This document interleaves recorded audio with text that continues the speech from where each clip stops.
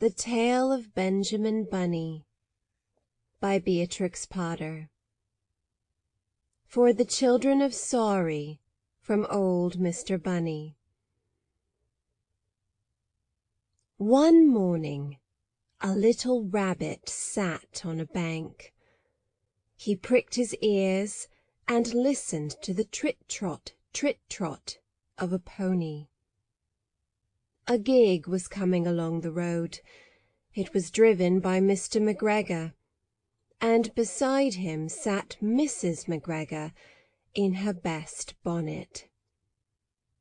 As soon as they had passed, little Benjamin Bunny slid down into the road and set off, with a hop, skip, and a jump, to call upon his relations, who lived in the wood at the back of Mr. McGregor's garden.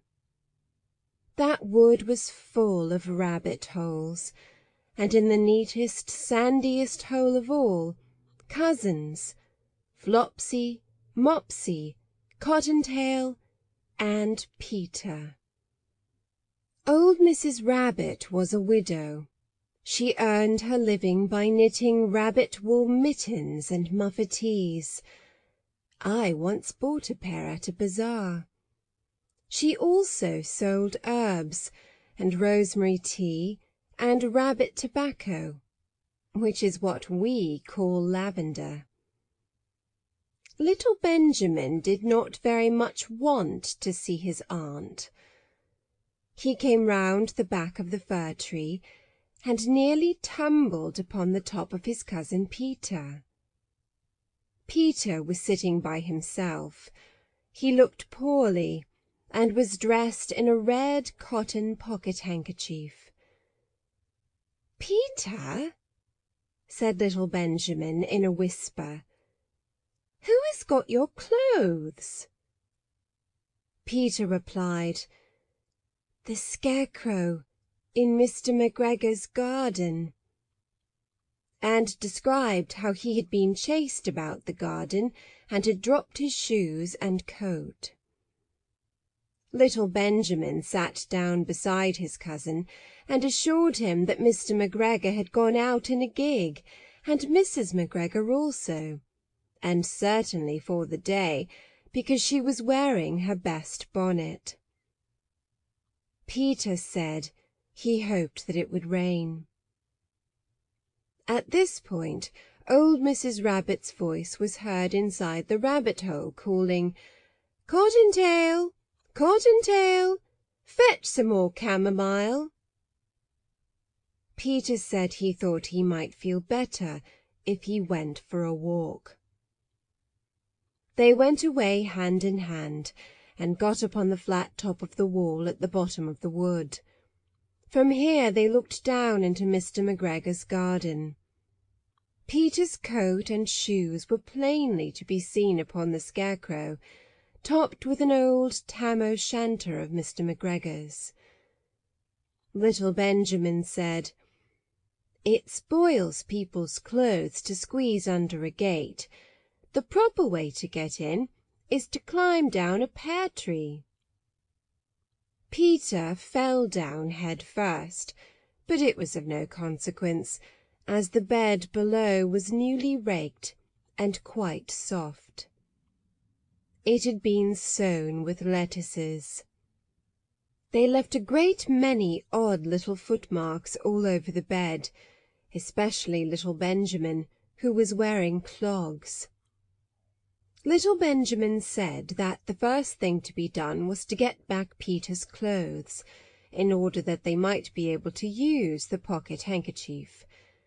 They took them off the scarecrow. There had been rain during the night, there was water in the shoes, and the coat was somewhat shrunk. Benjamin tried on the tam-o'-shanter, but it was too big for him. Then he suggested that they should fill the pocket-handkerchief with onions, as a little present for his aunt. Peter did not seem to be enjoying himself. He kept hearing noises.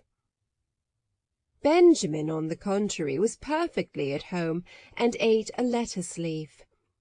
He said that he was in the habit of coming to the garden with his father to get lettuces for their Sunday dinner. The name of little Benjamin's papa was old Mr. Benjamin Bunny. The lettuces certainly were very fine. Peter did not eat anything. He said he should like to go home. Presently he dropped half the onions. Little Benjamin said that it was not possible to get back up the pear tree with a load of vegetables.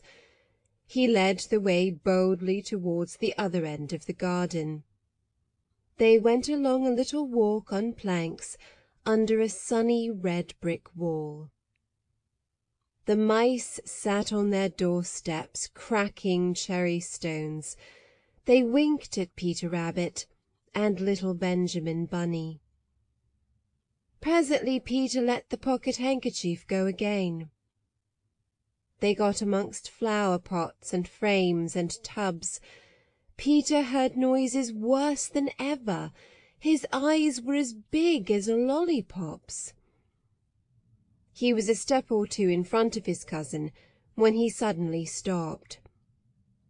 This is what those little rabbits saw round that corner. Little Benjamin took one look, and then, in half a minute less than no time, he hid himself and Peter and the onions underneath a large basket. The cat got up and stretched herself, and came and sniffed at the basket. Perhaps she liked the smell of onions.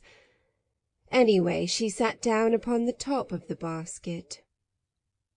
She sat there for 5 hours. I cannot draw you a picture of Peter and Benjamin underneath the basket, because it was quite dark, and because the smell of onions was fearful. It made Peter Rabbit and little Benjamin cry. The sun got round behind the wood, and it was quite late in the afternoon.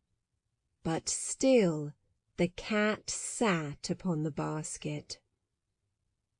At length there was a pitter-patter, pitter-patter, and some bits of mortar fell from the wall above. The cat looked up and saw old Mr. Benjamin Bunny prancing along the top of the wall of the upper terrace. He was smoking a pipe of rabbit tobacco, and had a little switch in his hand. He was looking for his son.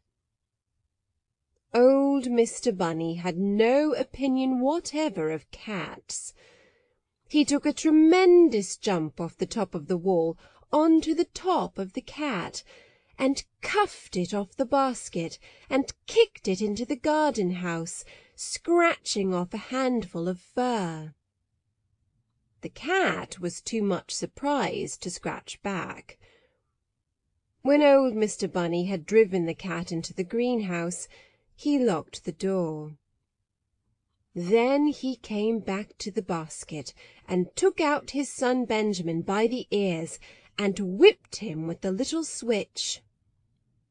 Then he took out his nephew Peter. Then he took out the handkerchief of onions and marched out of the garden. When Mr. McGregor returned about half an hour later, he observed several things which perplexed him. It looked as though some person had been walking all over the garden in a pair of clogs, only the footmarks were too ridiculously little. Also, he could not understand how the cat could have managed to shut herself up inside the greenhouse, locking the door upon the outside. When Peter got home, his mother forgave him, because she was so glad to see that he had found his shoes and coat. Cottontail and Peter folded up the pocket-handkerchief, and old Mrs. Rabbit strung up the onions and hung them from the kitchen ceiling, with the rabbit tobacco.